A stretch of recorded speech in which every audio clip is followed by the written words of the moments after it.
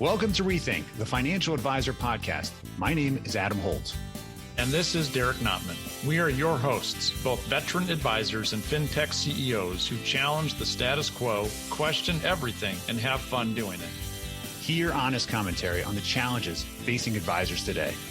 And be part of a community where we can all rethink the profession. Now on to our episode. Adam, I have an interesting question to expand on our last episode. I think this is a fascinating topic, but I'm curious what you think about this. Who is going to win the robo versus human advisor battle? I don't know. Do you know? I don't, but I think that we need to have a good chat about this because I know it's been on people's radars. We talked about in our last episode, but I think there's more to this, and it's almost not an advisor battle. I think it's something else. Yeah, I tend to agree with you. The number of times I've been asked this question is just amazing to me over the past, 5-6 years? Do you remember when Robo-Advice first came out? Oh, totally. I was Googling Betterment and all those things, and I was just freaking out and like, oh my gosh. And then about 4 minutes later, I'm like, wait a minute. This isn't that bad. You can't replace human beings. They tried that in the Terminator and it didn't work. I think we're going to be okay. Almost, but it didn't.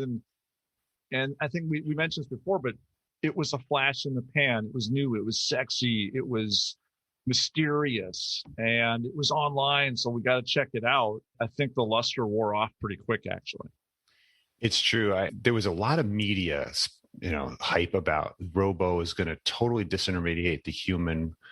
I'm going to call them the financial professional. We both know that the word advice is getting thrown around way too much now. But as we talked about in our last podcast, I really think we all need to make a recognition shift that identity of who we are as financial professionals really, really matters. We talked about last time by asking the question, are you an advisor that sells or a salesperson that advises? The important part of that is how you actually get compensated or how your clients think they are compensating you really matters. And this is a question we need every advisor to really start to think about because it's going to affect your business. Oh, no question. And if they don't think about it, they will be forced to, but they'll be forced to do it in the rearview mirror. And that's a bad place to have to try to figure this thing out. It's true. One of the things that's interesting about the whole journey of robo-advice, and also, of course, many of you were also in the fintech world, both of us, we get to see a lot of tech. We see it actually sometimes before other people see it because we're on the circuit, we're running around, people call us and say, we need your feedback. Is this going to work in community? So we get a little bit of an insight, right? Or we're building something like it ourselves because we see an opportunity. But I think there's a big nuance here that people need to recognize. And I was lucky enough to have a conversation with Michael Kitces, who you know well. And for those of you in this space, Michael is a fantastic thought leader in fintech and has been way before it was. If you get a chance to check out his Nerd's Eye View, it's a fantastic resource for many of us.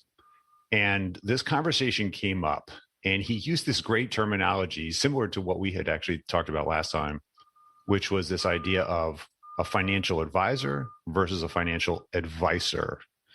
And the comments that he made, if I'm paraphrasing it well, Michael, effectively said that there are those that basically lead with advice in all cases, and there are those that use advice to facilitate sales. Now, we're not making a value judgment here. 90% of us in the marketplace have some component of implementation for which we get compensated because frankly, if we don't implement, nobody gets healthier, right? If you don't actually exactly. It's so important. Do the therapy, right? We're not going to get fitter just by sitting here and knowing we should work out, right? I don't think that works. Does that work for you? Nope. I sit a lot too. Yeah. Look how healthy you are. Yeah. You look healthy for a podcast. You can't see me on this podcast. Thank goodness.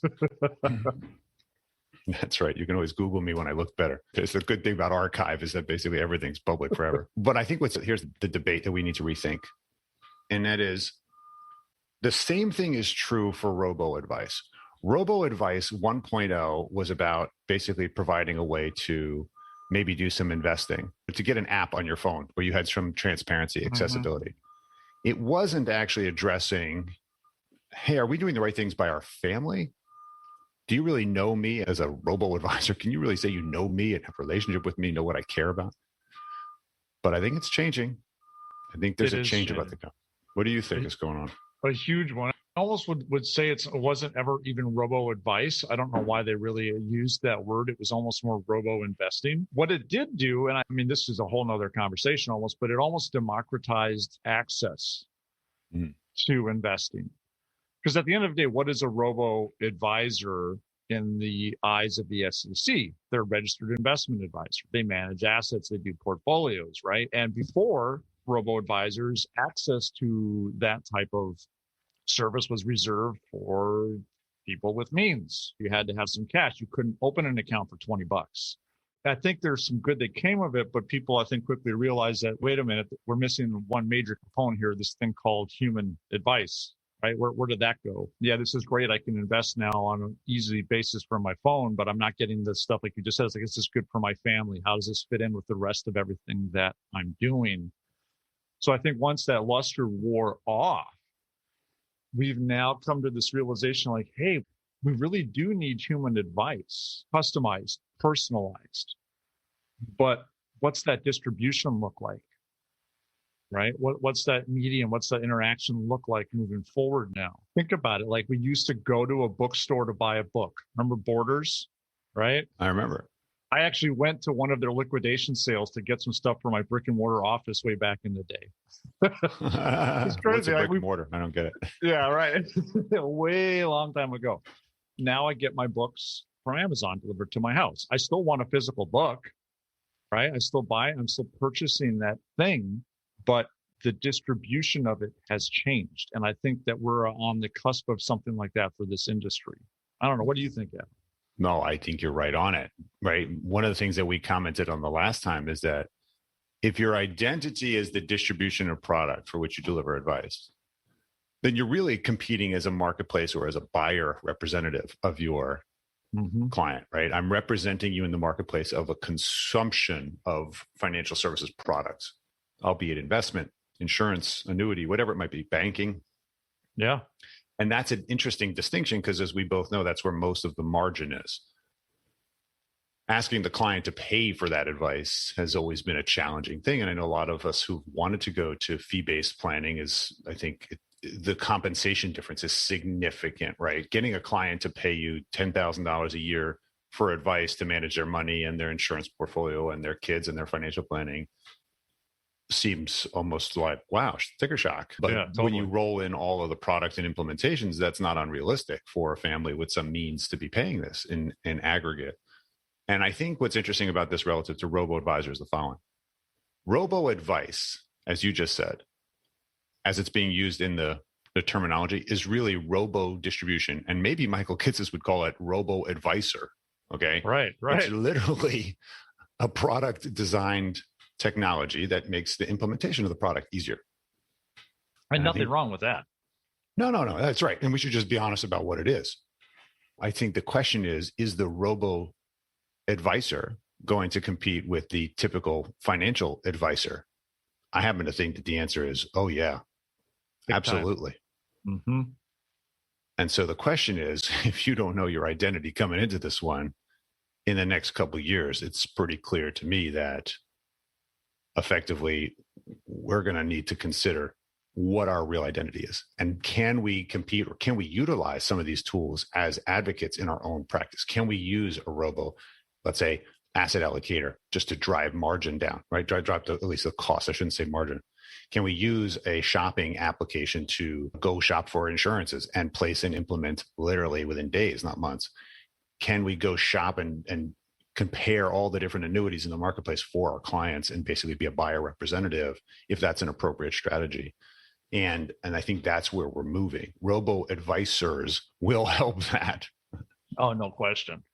Yeah, I think it's a robo-distribution model, a robo-sales distribution model. I mean, we've been having fee compression for some time now, as we've all seen. I think that was driven mainly by transparency, right? All of a sudden, people are like, well, wait, I'm paying how much, right? This doesn't make sense, right? Where it's been kind of hidden from page 400 of the prospectus or whatever. It's impossible to find. So you're having this compression. which I would argue is a good thing, but it's going to disrupt the space.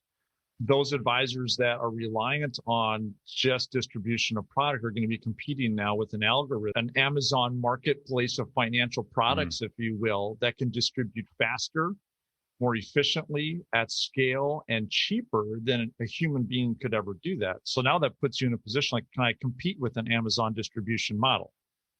I don't think any human being could, but you could leverage it, right? This goes back to the identity piece. Now, if I know, okay, I am an advisor that's going to focus on advice, human customization here, then we're going to leverage a marketplace, this robo solution. Now, this, I think, is a sweet spot, but you have to identify like that if you're going to be able to take advantage of it. It's going to be an interesting dichotomy moving forward. It's exciting, but also a little, I think, probably a little scary for some. It's very true.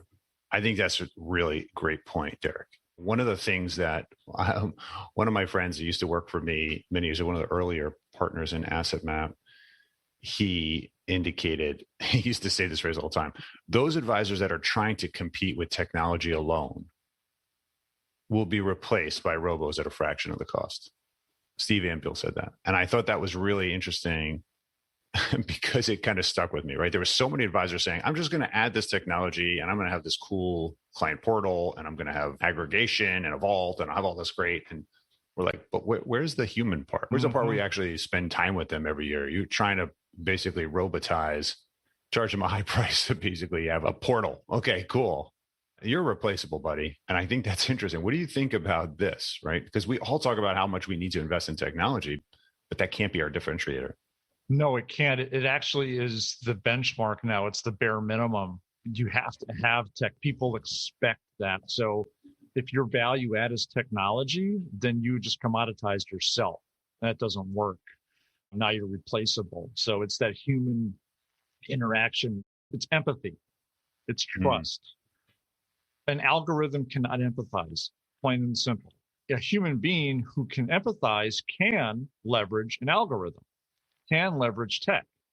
And if you combine those two things with the human understanding and empathy, and now you're leveraging tech to make that better, like that's the magic. That's the sweet spot where beautiful things can happen. I think maybe 10 years ago, if you were the guy, girl who was like, hey, I've got all this tech, you could probably use that as part of your value add, right? Because you were ahead of the curve and not a lot of people were doing this. People will flock to you, just like robo-advisors were that flash in the pan. But that's all gone now. Now that is an expectation at a minimum.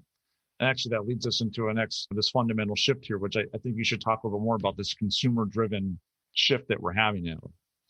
Well, yeah, I just to tag on to, what you're saying a second ago. In my office, if you went to my office 10 years ago, it was one conference room. That was my office. I was a big fan of the idea of a non-office office. And it was what I was supposed to do, revenue producing wise. I was just supposed to spend the entire day in meetings, not doing anything else that would normally require an office. Conference room. You're in a meeting all day, dude. On my wall, I had a 6-foot touchscreen. And it was awesome. And everybody came in to play with it all the time. But we're talking. I've seen pictures. Oh, you have? I think there's a video out there about this. It was like literally doing the weather show where John Madden approached to financial planning on the wall. And it was just so entertaining. I think people were just blown away by their technology at the time. We also moved to remote 10 years ago, more than 10 years ago, because it was just easier to facilitate. So people just thought we were just so far ahead tech-wise. And I think that probably gave us some panache, some value. I think in the early days, we were just way ahead. Everybody was using paper-based. We were like, yeah, that's cute. Now everybody has a touchscreen, maybe 5 of them in their house. Right, their kids are walking around with a touchscreen. The technology, as you can see, advances, and you have to stay on top of it. If you're going to say that, no, we're innovators, we're basically facilitating delivery of advice in a different way. This is really this is the kind of hope of what robo-advice will do in the marketplace. But we all know they're going to grab margin from advisors who are not creating accessibility environments. They're not creating transparency for what you're managing and what does it mean to me. I think it's a really interesting thing because for the past couple of years, we've seen an argument being made by financial advisors. Well, Robo doesn't do financial planning per se. Derek, what is financial planning? Is financial planning to a lot of people is literally running a retirement analysis. Yeah, they've almost tried to commoditize it. And here's a public service announcement. That's not financial planning. Wait a minute. I don't understand. I have a financial planning tool, and that's what the financial planning tool does. Aren't I a financial planner if I've run you a retirement analysis of when you run out of money? Nope. Sorry. No, that's a hard stop, hard no on that one. No, there's a lot more to it than that. Sorry, I can't agree with that one at all. Do you know how true this is? I have now trained, and you have too, worked with thousands of advisors who claim to be financial planners. Now, I'm not saying this to be disparaging, right? This is awesome that you're doing cash flow analysis, but it is the next commodity to go. If you're trying to this is a table stake. You have to do it. It's what my past product manager used to say. He says, this is a hygiene item. You don't leave the house without brushing your teeth, right? You don't do an analysis without doing a retirement analysis. And by the way, we used to do this in Excel, right? Remember this? We would build these awesome models in Excel, and now there's cool technology which can generate all that work for you. This is a commodity. It's not a differentiator. It's the bare minimum, and it's what the consumer is demanding and expecting now. So you better get on board with that and figure it out. Does that mean you have to learn more? Yeah, but I think because of how consumers are purchasing products, like we've got this marketplace phenomenon happening, it's this reality. So becoming the subject matter expert has become so much more important now. That includes financial planning, by the way. But this is extremely important. And that's where people will pay. People will pay for expert advice because you can't commoditize that. You can't commoditize empathy and trust and understanding. So this is where I think human advisors can actually win over robo-advisors, or the two can have a symbiotic relationship at a minimum. Yeah, it's true. Well, I tend to teach it, and there's a model we teach called the 4 frames, which means that a financial professional has to look at somebody's life from the perspectives of a legal advisor, a tax advisor, an insurance advisor, and an investment advisor. These frames or points of view are how you compete. And of course, one might argue even a psychologist too, because we know there's behavioral finance in here. Oh boy, do I have stories. How many times, right? Exactly. We probably know way too much, right? I was asking how many dollars, not how many hearts. Okay. But that really, that motivates, right? What people do and why they do it. But I think the point of that is just to consider that. And that's a great takeaway. When you look at somebody's financial life and the decisions they're making, that doesn't mean you have to be a practicing attorney or a tax professional or the other professionals. The key is, can you start bringing ideas to the table? I think we're about to see this idea of the rebirth of a proactive advisor. I've been talking about it a lot recently. It's time for us as humans to reach out to our human clients and point out the areas they need help in without being asked. I mean, Netflix didn't ask me if I wanted to watch a show, but they have absolute intention of telling me, hey, listen, other people like you watch this show.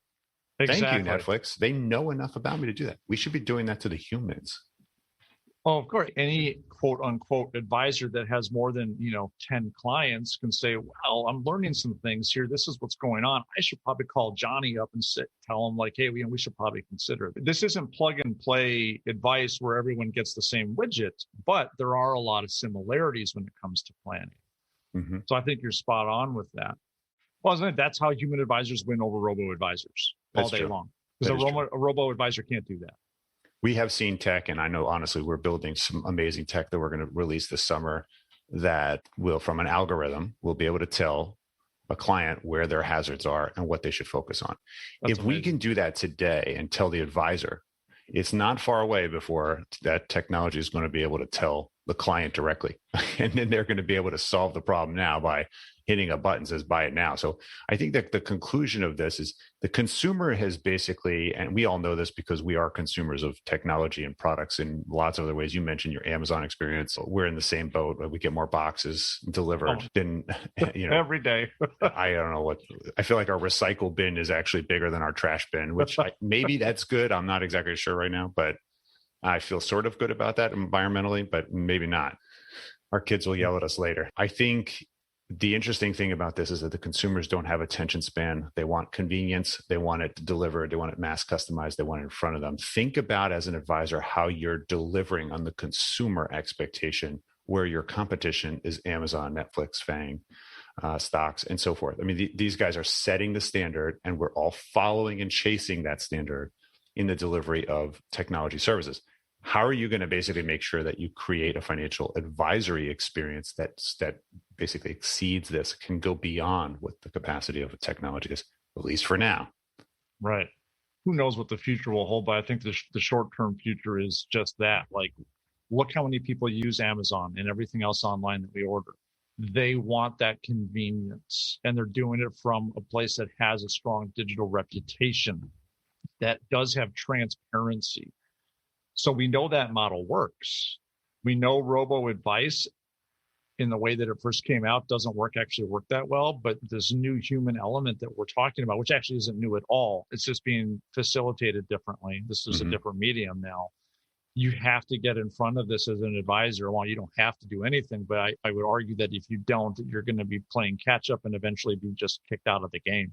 It's true. Actually, that reminds me of something that Joe Durant had written. If you follow Joe from United Capital and now Goldman Sachs Private Wealth Management, I believe it is. He said something once that really just hit home for me. And he said it actually, I think back in 2016, if I recall this article right. He said that there are two distinctions, two variables when you think about making very difficult decisions. And I hope to paraphrase this correctly. He said, when there is a high cost of being wrong and there's high complexity, people tend to want another human to help them make a decision. And I think we are really saying, and this is kind of the culmination of all this, that financial services is all about helping people make financial decisions. If it's easy and there's low complexity, it's simple, and there's not a high cost of being wrong, you can bet that the robo technology is going to take this business, right? What is that? It's going to be term life insurance, banking, investing, direct investing, asset allocation models, target investing. Easy, low cost of being wrong. Totally. Very simple. I can execute that. I think it's going to push the financial advisors to move into the higher end wealth management space, estate planning, the complex business succession, retirement distribution planning. We all know it's easy to get to retirement as opposed to actually how to make sure the distribution lasts forever. All That's right. Actually a harder job. I don't know if you've dealt with retirees, especially in low interest rate environments. So I think we're going to really say, if you're going to try to focus on an area, make sure you're getting skilled in this area, because it's going to be harder for technology to compete directly in this stuff when there's so many working variables, family members, kids, different legal situations, separate marriages. There's that's going to be interesting. An algorithm can't understand or plan around those because they're infinite, right? Every situation is different, although maybe sometimes just slightly, it's still different. Algorithms can't figure that out, at least that I'm aware of. So that's where being that subject matter expert, it doesn't just have to be high net worth. I think obviously more complexity comes in that space, but even for just middle America, there's still a lot of complexities there. And although some of it might be done for you, that family still was probably going to say, you know what, I'd like to talk to an advisor once a year just to make sure I'm on track. Let's do a benchmark, almost like going to your general practitioner. Like, I think I'm doing okay. I'm exercising. I'm taking my vitamins. I'm doing it all myself, but I'm going to get a checkup just to make sure nothing's there that I don't know about. Boy, that is so true. You know, and that kind of inspired me to rethink something that we've been hearing a lot about. It is true. There have been some major studies done. I know McKinsey did one last year that was really valuable, but they did promote the idea that financial advice will be really relegated again to, or we'll say human advice and or teams might only be for the higher net worth. I think you're right that it will be more accessible. We're not going to lose this profession. Okay. It's going to evolve like all things. It's going to evolve. The record industry clearly evolved and thought that CDs was going to be the next thing. And where's an MP3? Now it's like, what, and why do you need an MP3 player? You just get the cloud. I mean, that industry's changed drastically if you're following what I'm talking about. The financial advice industry, or the financial distribution or product industry, whichever you're calling it, has been around for 100 years, pretty much in the same way. It's one of the reasons why we were inspired to do this. The reason I mention that is because when you think about the consumer has literally like a third grade education in finance. The ocean is incredibly blue, right? There's an enormous amount of space. People do need basic help. They need complex help, and they need ultra complex, just because there are technology solutions in here that can help them, let's say, get a little bit more comfortable about their financial wherewithal, maybe do some banking or do some trading online. It doesn't mean that we can't, as humans, give them the confidence that they want, bringing our competence associated with our experience and our credentialing, and of course, our own research and skill. So I think that's really the key. So in the question that we started with was, do we think, the two of us at least so far, do we think that robo versus human is really a battle? It's a depends statement. We do think that human advisors will win over robo-advisors, but pay clear attention to this concept of advice versus distribution. Robo-distribution of products and solutions will win over human distribution simply because the margins will be compressed to the point where it doesn't make sense, like other technologies, this disintermediated industries, for a human to do that work. Technology will be faster, cheaper for basically shopping. Okay, shopping for the solution. Mm-hmm. The key is, can we help people get to the right place of, do I even need a solution? And if I do, okay, now let's go shop on your behalf.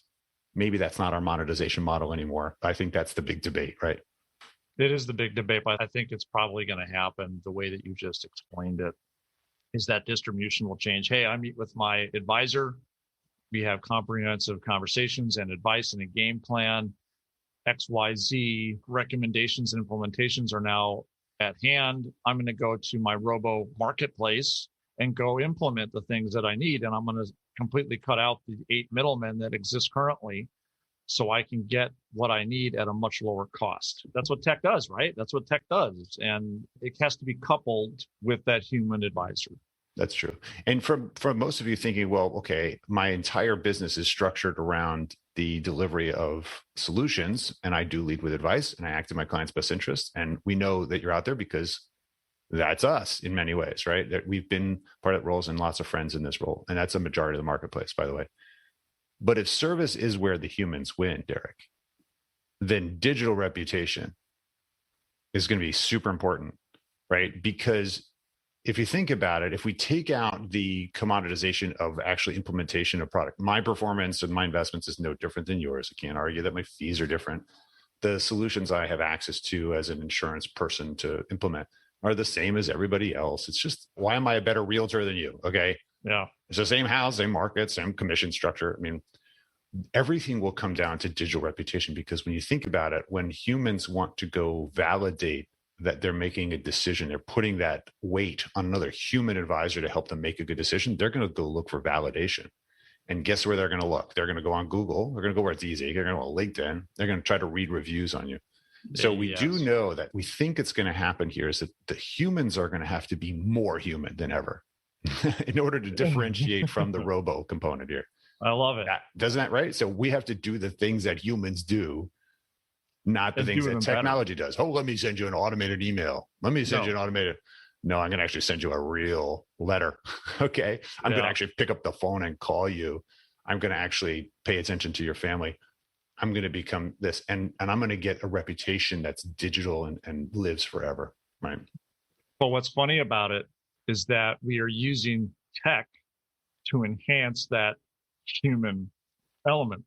And that's what's so brilliant and amazing. It's just like an advisor using a marketplace for distribution. It's the same thing. So we're gonna push forward here, folks. But I think what you need to walk away with is that you need to leverage the tech and your digital reputation to really find that sweet spot as an advisor moving forward. If you don't have that digital reputation, that is a major red flag, and the consumer has more than enough choices. They will move on to the next one. That's true. I guess there's probably only one exception to that. And that's if you really want to be an exclusive elite mystery, because you think that's what your customers want, a very unique, non-accessible, publicly super expert that's available to a hyper niche.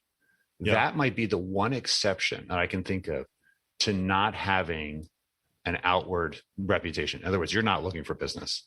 You take referral only, and you want to kind of protect that, almost like the secret society. If you're not in the secret society, you better have a digital reputation, because people are going to be looking for it. Exactly. Even your existing clients, by the way, when they're not exactly happy. Because remember, all of the entire business, we think that our clients are just, they're happy with me as a financial advisor. They're not getting bombarded by every single marketing tool from Facebook for a better advisor who could do it better, cheaper, faster. You're wrong. In fact, they have buddies that they're making on the golf course that also are in the space that are hitting them up. people look around, and that's sure what do. tends to happen. I think we can't get stuck on our laurels that people are always just happy because they've been with me for 10 years. Deliver value. Okay. That's the point. Find a way to deliver value and make it human value. And if it's going to be technology, make sure that it's not the technology that is differentiating you. It is an added value service because you're empathetic to their needs, and it saves them time and or energy and or money. Brilliant. I wanted to jump to this question because this question came in for you. And I think it's so, if you don't mind, I'm going to ask you this question, Derek. Because this came to Derek. It was a question from Jennifer in the United States. And she writes this: Dear Derek, I've been recently questioning whether I'm going back to a corporate office after my success in working from home. While it was a challenge making a space working with my family, we all can relate to that one, I have saved a bunch on overhead and commute. What tips can you share for advisors who want to grow but wants to stay virtual? Thank you. Thank you, Jennifer, for submitting that via LinkedIn. What do you think? There's so much to unpack here. I hear this a lot. What tips can I share? Well, there's so many things that have to be thought about. And heck, maybe that's just a whole nother episode where we unpack that a bit more. But I think it comes down to a couple key elements. And I would say two of those are your physical infrastructure and your digital infrastructure. Without infrastructure, it's impossible to really run a successful practice, regardless of location, actually. I mean, you were talking about your old brick and mortar office. You had that conference room infrastructure, right? That's what allowed you to facilitate the meetings that you had. So I think that's extremely important. I think it's the mindset. Our industry has been doing things a certain way forever. Although the pandemic was quite the whirlwind for everybody around the world, it did show us that we can do things different and better. It's interesting. So I ran a poll on LinkedIn about a month ago. This was May of 2021. It was viewed around 20,000 times, which is not too bad for a LinkedIn post. It had 759 votes. So, I mean, obviously this is a small sampling, but of all of those, and this whole poll was asking, hey, am I going to go back to the office or not? Like, what's my preference? And we had a couple different options. One was I want to go back full-time to my office setting. And keep in mind, the majority of my audience is financial advisors. Only 14% want to go back to the office full-time. The rest wanted to either be completely remote or hybrid of some sort like that, where they had some preferences and flexibility. So it's very interesting that this question just like, it's near and dear to my heart because I've been virtual for a long time like you have, Adam, and it's something I love to talk about. But yeah, there were some growing pains, but obviously now we're seeing the benefits of going through that evolution. And it's clear that the industry doesn't want to go back to that office the way that they used to. I think though, as far as tips, I mean, you and I could talk all day long about different tips that you could use to really do this. But I think the ones I said earlier are probably a good start, but even those take some unpacking. I could talk all day about this. I know you That's can. A great question. We love this topic, mostly because it's hilarious how many people have discovered remote and we've been just doing it for so long. I know. Kind of like, hey, did you hear you could buy stocks online? Really? Wow, that's cool. No, listen, I don't say that with disrespect. I say that because it's amazing how life puts a fire to get you to open your eyes, right? Part of the reason why we're doing Rethink is because what a great opportunity to rethink why we're doing what we're doing. Mm-hmm. It's intentionality is really driver to, I think, specific purpose. This is another great question. I'm actually surprised how many people, because we're right in this kind of cusp of, is everybody going back as the masks are coming off, and at this time of the world, it's the middle of 2021. It'll be really curious to go back to this episode a year from now and see what people chose to do. There are a good number of people that said they must go back. I think the key to this, and I think we are going to do our next episode on this specifically. So tune in for that. The real question I would throw out here is, what really serves your identity of who you want to be and where you want to spend your time? Probably the most amazing thing I've seen watching you, Derek, is the quality of life you've created as a result of disconnecting from a physical office, right? You live where you want to live. You move your family around. Everybody is indoctrinated with this lifestyle of dad works and dad plays. And you've taken the freedom that this business affords you and used it from a time perspective to build a lifestyle that you want. And I think that this is financial advice, we all know, has the capacity of creating a lifestyle of accessibility and compensation that is really unlike many other professions, especially one without inventory management. So you don't physically need a space. If you can figure this out, it is incredibly freeing. And I would argue is probably a necessity going forward, because your clients are going to want to be remote too. They're not coming into your office. So if you don't need a physical space, fundamentally, you don't need one, or don't need the same size one. I think it's a real good question. Let's make sure that we do a session right on this, which I think will be very popular. Oh, it's going to be, it'll be fun. We can really rethink a lot of the preconceived notions of what it means to have a brick and mortar versus virtual office. We don't need to dive into that. Here's a teaser for next episode, folks. So make sure not to miss it. Absolutely. Well, thank you, Jennifer. We'll be sure to send you a shirt, a Rethink shirt, t-shirt, hopefully wear with pride. Send us a photograph. Again, for those of you that want us to touch on certain topics, please take the opportunity to follow us on LinkedIn and send us a message in some manner with carrier pigeon or the technology, whatever you got at your access today, and make sure that we make this a community conversation. Derek, fantastic to spend some time with you again. Yeah, awesome, my friend. Good chat today. And everyone, thank you for listening. We're sending out positive vibes your way, and stay tuned for our next episode. Cheers, buddy. All right, all the best, my man. Thank you for listening to Rethink, the Financial Advisor podcast with Holt and Notman. Be sure to subscribe now and join the ongoing conversation. The information covered and posted represents the views and opinions of the guest and does not necessarily represent the views or opinions of Asset Map or Connector. The content has been made available for informational and educational purposes only.